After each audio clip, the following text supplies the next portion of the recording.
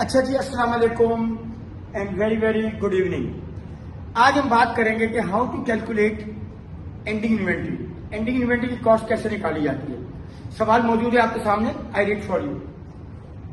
Opening inventory 300,000। इसका मतलब पिछले साल से इस साल जो इन्वेंट्री ट्रांसफर होकर आई दैट वाज 300,000। उसके बाद क्या हुआ, कॉस्ट ऑफ गुड्स मैन्युफैक्चर्ड।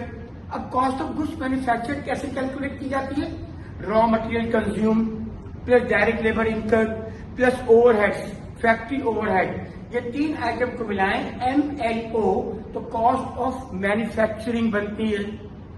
इसमें अगर वर्क इन प्रोसेस ओपनिंग को जमा कर दें और वर्क इन प्रोसेस एंडिंग को माइनस कर दें तो बनता है cost of goods manufactured. Inventory की तीन किस्में होती हैं, रॉ मटेरियल्स, अगर हमने कुर्सी बनानी है तो wood is the raw material. Working process का मतलब ये होता है the goods which are still in the process, I mean the chairs which are neither in the raw form of wood not as a finish product. कुर्सियां कुछ ऐसी हैं जिनकी एक दो जो है वो टांगे बाकी हैं या उसका कुशन बाकी रह गया, यू गेट द पॉइंट।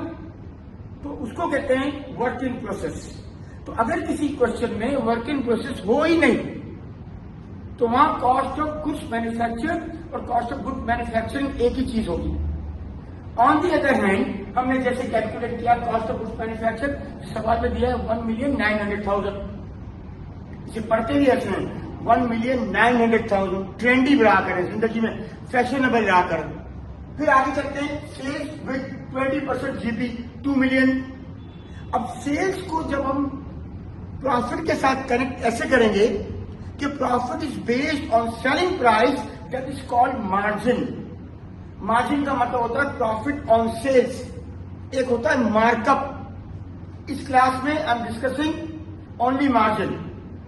सो जब कभी मार्जिन की बात होगी सेल्स अपनी जात में 100% होगी, it mean sales would be 100%।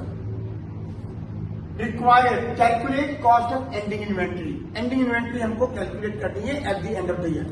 अब इस सवाल के लिए क्या करेंगे, सबसे पहले you need to know that how to calculate our profit and our cost of cell.